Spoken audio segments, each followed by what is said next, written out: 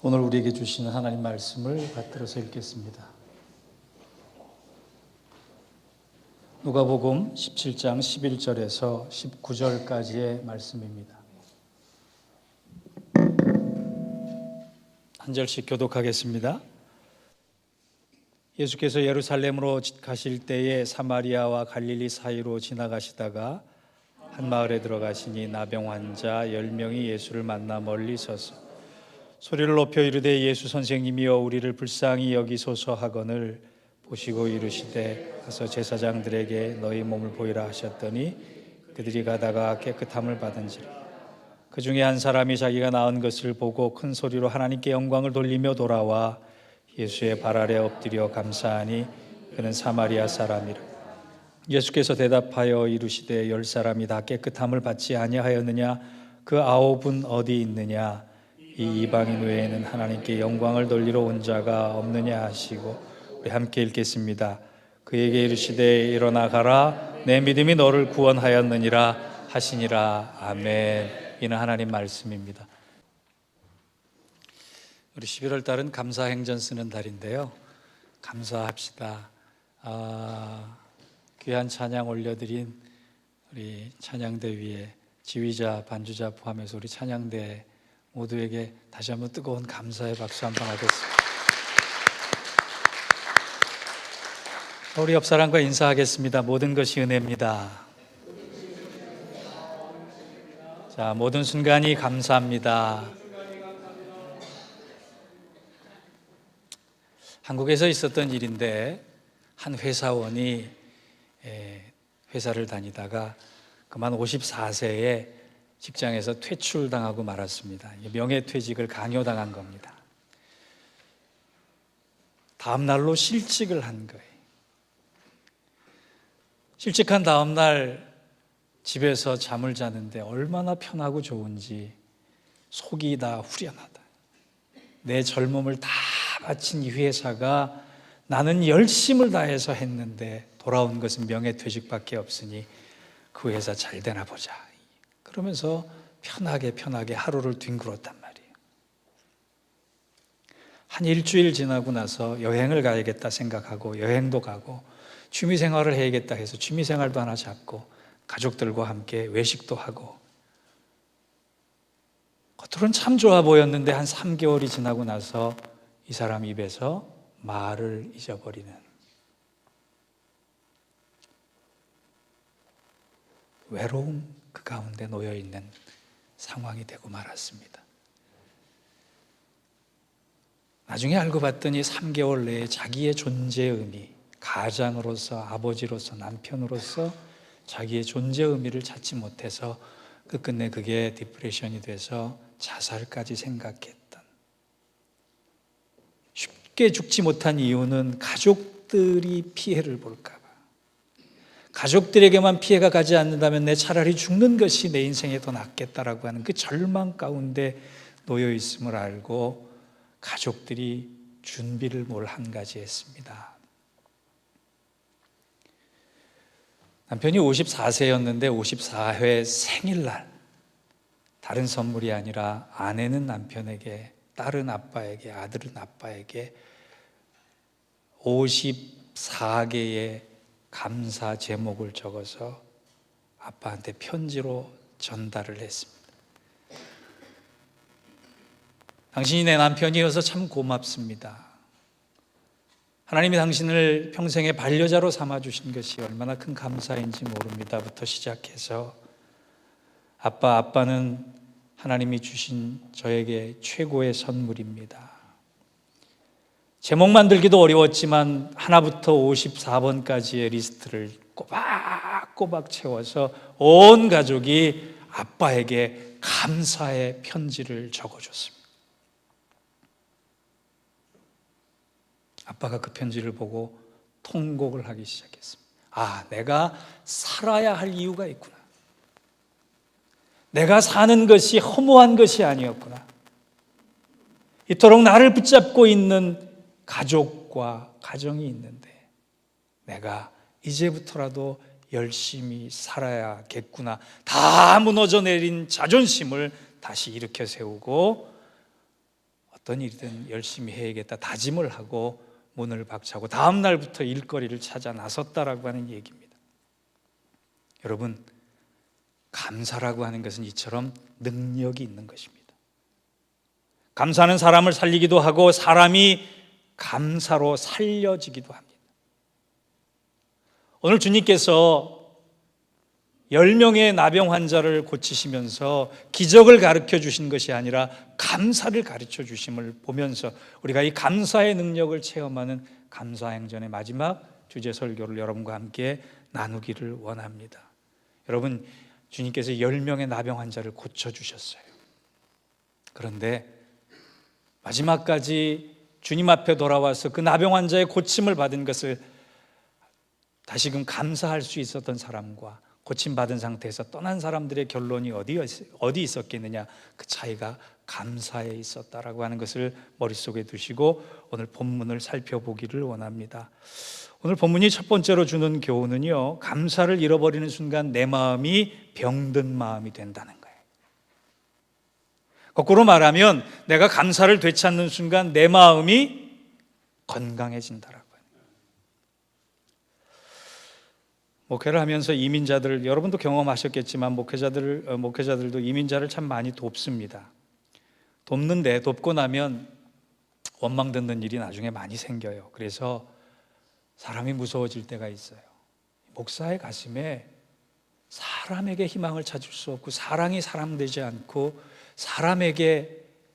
사람이 무서울 정도가 되면은 사회 현실을 살아가는 여러분들은 어떨까 싶을 때도 있습니다. 신의가 사라진 지 오래됐고 더불어 사는 것이 어려워진 이 공동체, 교회까지도 그런 모습이 우리 안에 너무나 많이 있음을 보면서 어떻게 감사할 수 있을까? 감사를 잃어버린 세대에 우리만은 어떻게 감사를 할 수 있을까라고 하는 것을 고민하게 됩니다. 로마서 1장 21절은 이렇게 감사를 모르는 사람들의 마음을 표시합니다. 하나님을 알되 하나님으로 영화롭게 아니하며 감사치도 아니하고 오히려 그 생각이 허망하여지며 미련한 마음이 어두워졌나니. 한 사람의 마음에 감사가 사라지는데 그 결과가 어떻게 되느냐? 마음이 어두워졌다라고 얘기하는 거예요. 내가 감사를 안 하는 것 같지만 그거는 감사를 안 하는 것으로 끝나는 것이 아니라 감사를 안 하는 순간, 감사를 놓치는 순간, 감사를 깨닫지 못하는 순간 내 마음이 병들어지고 어두워진다라고. 성경이 말하는 인간의 타락은요, 저는 병든 마음을 가지게 된 것이 타락의 한 모습이라고 생각을 합니다. 하와가 하나님께서 다 따먹으라고 한 모든 실과에서 눈을 돌려서 따먹지 말라고 한 한 가지의 눈을 돌리는 순간 그에게는 감사가 사라졌습니다. 하나님 매일매일 이렇게 풍성한 것을 나에게 허락하셨는데 감사합니다가 아니라 하나님 왜 저것을 내가 못 먹게 됐나요? 하나님 왜 저것은 맞게 됐나요? 그의 입술에 불평이 드는 순간, 원망이 드는 순간 그 하와의 마음은 병들게 됐다라고 하는 거예요. 여러분, 믿음이라고 하는 것은요, 모든 실과와 허락하신 여건을 보고 감사할 수 있는 것이지만 타락이라고 하는 것은 선악을 알게 하는 나무 하나만 보고 그것만의 불평이 나오는 그 모습을 타락이라고 얘기할 수 있는 것입니다. 그래서 탈무드에는 이런 말이 있어요. 이 세상에서 제일 지혜로운 사람은 누구인가? 어떤 경우에 처해도 배움의 자세를 갖는 사람이다. 이 세상에서 제일 강한 사람은 누구인가? 자신과의 싸움에서 이기는 사람이다. 그리고 이 세상에서 제일 행복한 사람은 누구인가? 지금 모습 그대로를 감사하면서 사는 사람이다. 감사 그 자체가 나를 구원의 연속성 가운데 놓여지게 한다는 얘기입니다. 여러분, 감사란 다른 것이 아니에요. 상대적인 세상에서 절대적인 기준을 가지고 사는 것, 그것을 위해서 지금의 내 시간을 해석하고 지금의 내 조건을 바라보고 지금의 내 하나님의 주신 은혜를 아멘으로 수용하는 것, 그것이 바로 감사인 것입니다. 구약 성경을 보면 감사를 제일 많이 사용한 사람이 다윗이에요. 그의 시편을 보면 감사라고 하는 단어가 가득가득 차 있습니다.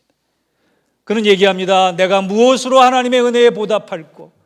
그는 눈을 뜨는 순간 하나님 앞에 감사하며 하나님 내게 주신 이 시골뜨기가 하나님 앞에 왕이 되어서 하나님의 일을 감당할 수 있는 이 놀라운 은혜를 내가 어떻게 보답하기를 원합니까? 하나님 감사합니다. 그것이 시편이에요. 그 감사하는 마음이 있었기 때문에 그 일생의 소원, 하나님 감사함으로 하나님께 성전을 지어드리기를 원합니다. 하나님이 노하셨을 때 그는 여전히 감사했고, 감사하는 마음 속에 하나님은 이루 말할 수 없는 축복을 쏟아부어 주셨다는 거예요. 신약 성경에도 감사를 많이 한 사람이 있는데 누구냐? 사도 바울입니다.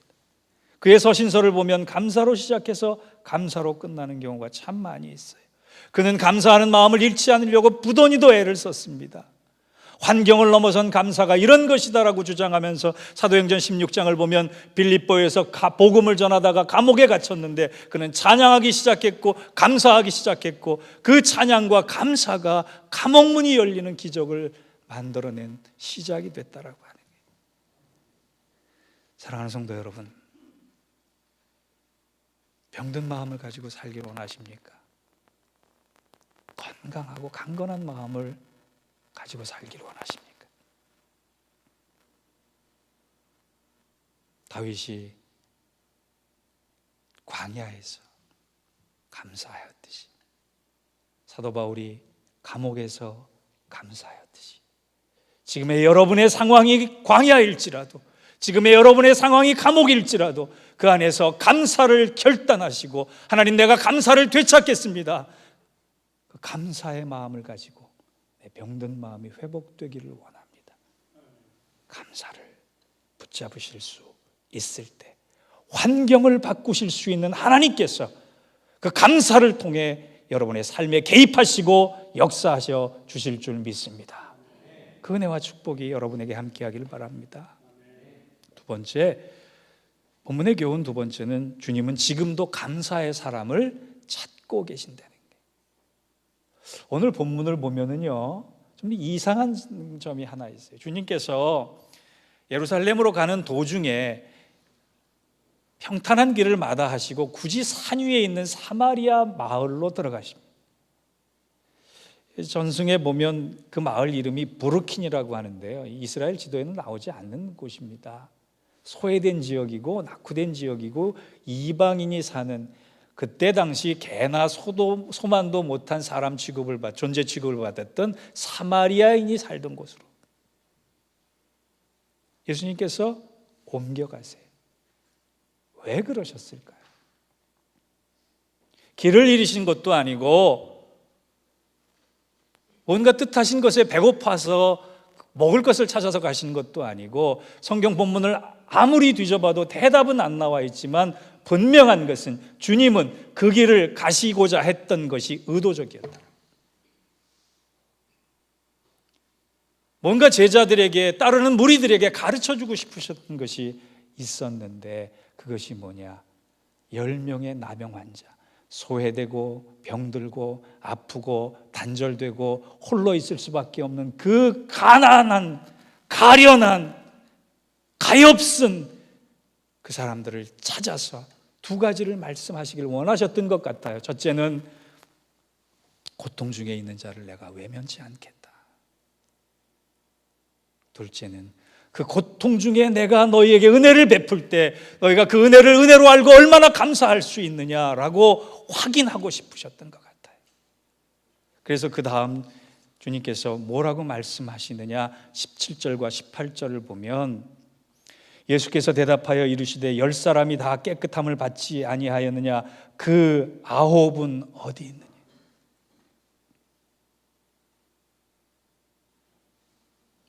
문득 하나님 주님께서 고통 중에 있는 그 나병 환자들을 찾으셔서 억지로 그 안 가던 길을 가셨는데 그들에게 은혜를 베푸셔서 치유받고 나서 그들이 어떤 감사를 드리냐를 확인하고 싶어 했대.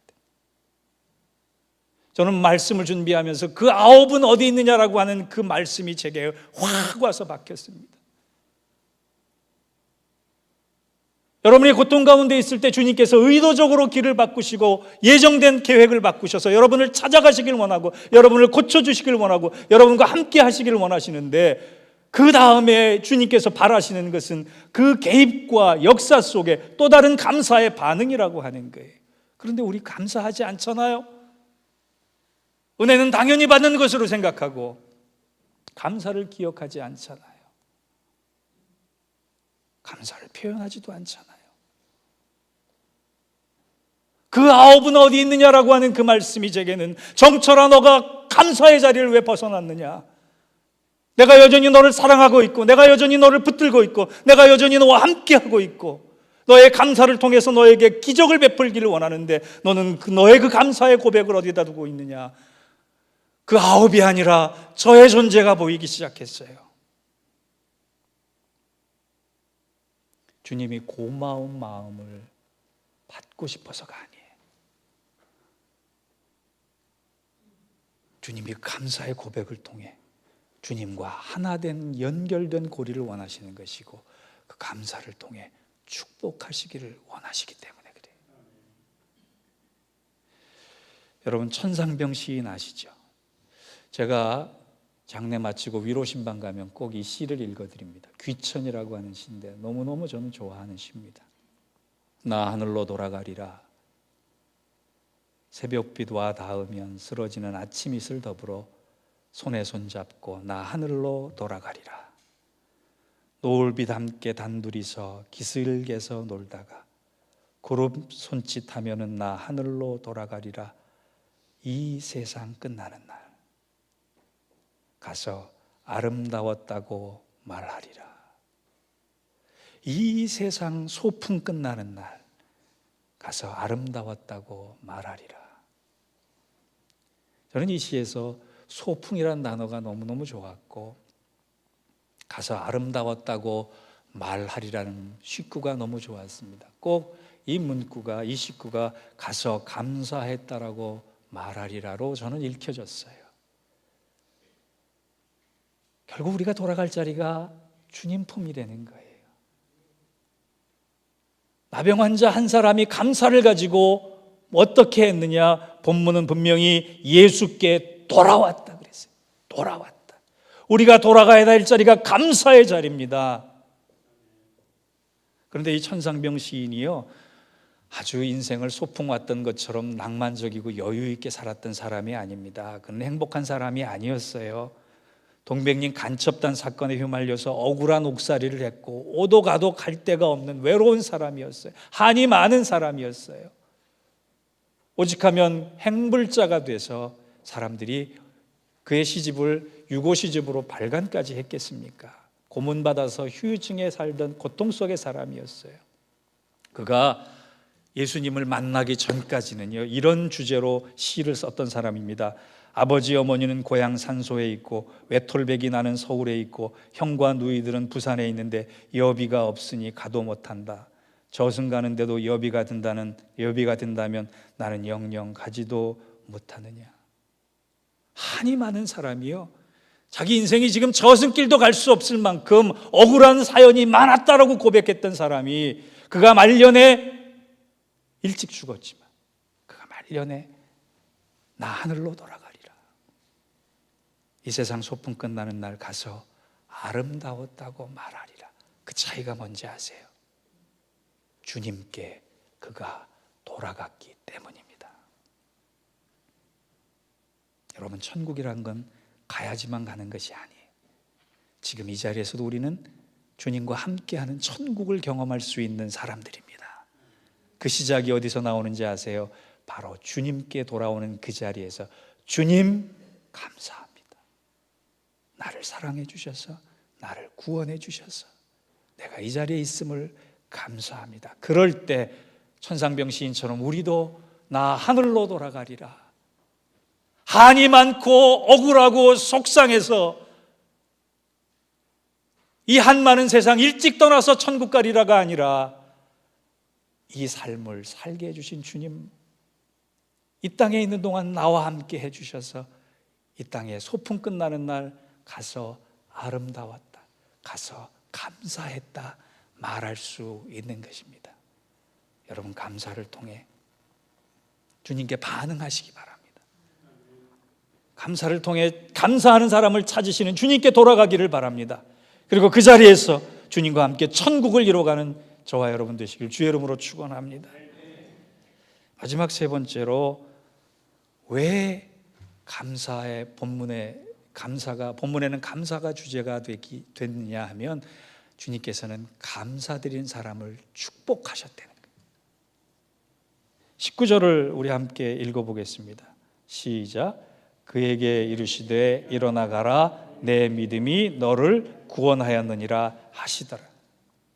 10명이 다 육체적 질병에서 해방됐습니다. 10명이 다 자유로워졌어요. 그런데 그 10명 중에 영혼의 질병, 영혼의 구원까지 받은 사람은 단 한 사람이었습니다. 그는 이방인이었습니다. 자격 없는 사람이었습니다. 여러분이라면 어떤 것을 원하시겠어요? 육신의 질병을 낫고 그저 감사한 것으로 끝나겠습니까?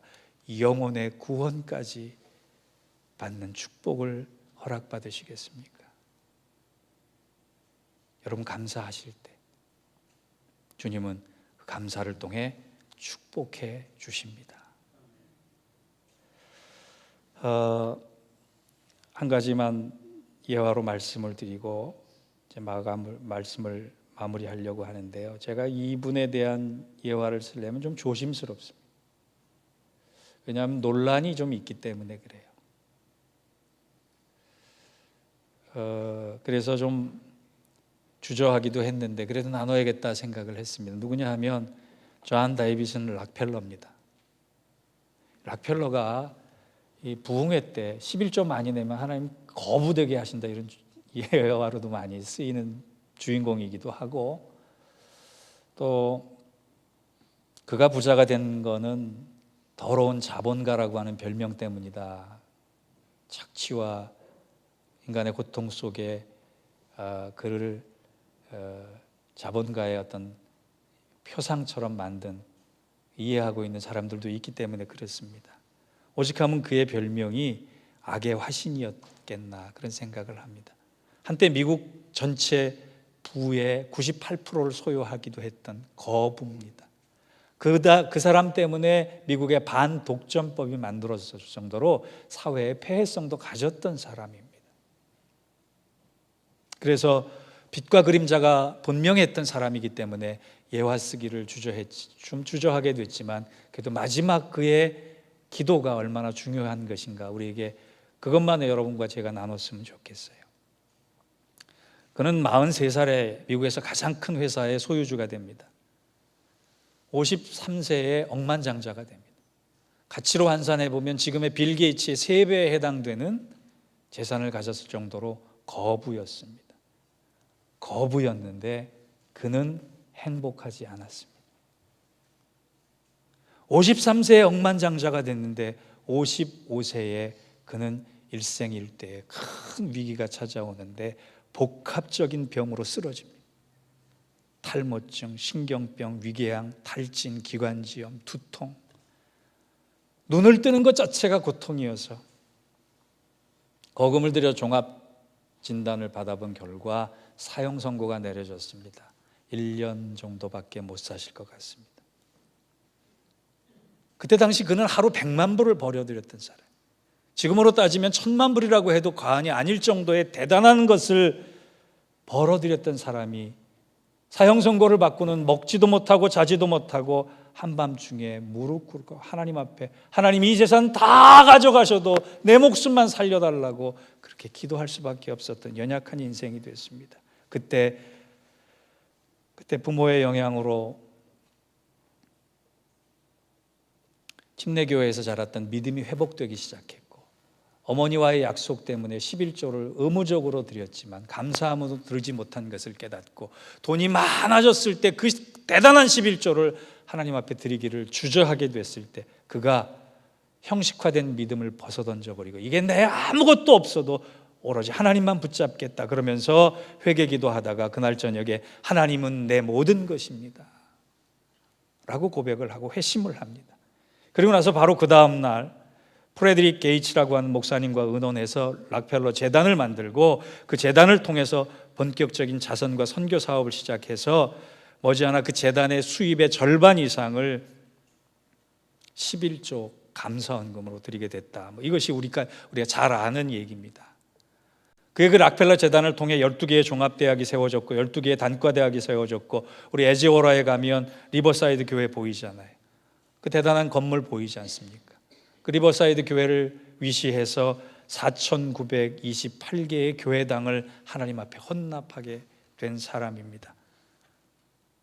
그는 98세까지 55세를 못 넘긴다라고 하는 그의 사형 선고를 무색해 할 정도로 98세까지 살면서 처음에는 더러운 자본가였지만, 악의 화신이었지만, 말년에는 위대한 자선가라고 하는 별명을 듣고 생을 마감하게 됩니다. 그의 임종을 지켰던 주위 사람들의 말에 의하면 임종을 얼마 앞두고 그가 기도를 이렇게 했다고 합니다. 오 나의 하나님, 제 인생의 55년은 쫓기며 불행하며 살았지만 지난 43년은 주님과 함께 정말 행복했습니다. 주님 감사합니다. 이제는 여한이 없습니다. 저는 어느 날 저를 비롯해도, 저도 좋고요, 여러분도 좋고, 누군가 한 사람, 목사님 제가 오늘 봉헌 특성하기를 원합니다. 제가 오늘 순서에는 없지만 하나님 앞에 찬양 드리기를 원합니다. 나 같은 죄인 살리신 그 은혜 고마워. 어메이징 그레이스 찬양하면서, 주님 내가 헛된 삶을 살았지만 주님을 만나는 순간, 주님의 청함에 감사로 응답하는 순간 내 삶이 새로워졌고, 내 삶이 건강해졌고, 내 삶이 아름다워져서 주님과 함께 더불어 사는 이 시간이 너무나 행복합니다. 찬양할 수 있는 저와 여러분 되시길 바랍니다. 감사행전의 마지막 숙제 하나를 드립니다. 오늘 일부 예배 때도 숙제를 드렸는데요, 속으로 대답해 보세요. 지금 여러분의 나이를 대답해 보는 겁니다. 시작. 여러분의 나이 아시죠? 서두에도 54세에 우울증에 걸린 아빠가 54개의 감사의 편지를 받고 회복됐듯이, 오늘 여러분 감사행전을 쓰기 위해 감사의 자리에 들어갈 때 한 가지 꼭 하셨으면 좋겠습니다. 여러분의 나이만큼 이 한 주간 주님께 감사의 제목을 새롭게 써가시기를 부탁합니다. 괜히 뚝 잘라가지고 난 20살밖에 안 돼 이렇게 하지 마시고 좀 솔직해집시다. 그래서 저는 80개 쓰기로 했어요. 노트와 펜을 준비해서 여러분의 나이만큼 이 한 주간 감사의 제목을, 감사의 응답을, 감사의 소망을 적어 보시길 바랍니다. 그리고 그 감사를 가지고 주님 앞에 돌아가서, 주님 내가 돌아왔습니다, 주님께 감사하기 위해 돌아왔습니다라고 했을 때 너의 믿음이 너를 구원하였다라고 하는 주님의 음성, 여러분의 모든 삶의 자리가 구원의 벅찬 감격과 기쁨과 감사 가운데 있기를 주의 이름으로 축원합니다. 기도하겠습니다. 하나님, 지금까지 선한 손길로 지켜주셔서 감사합니다. 앞으로도 지켜주실 걸 믿고 감사합니다. 감사를 고백하며 감사로 하나님께 영광 돌리며 살아가는 주의 권속들에게 복된 감사가 넘치게 하여 주시옵소서. 예수님의 이름으로 기도하옵나이다. 아멘.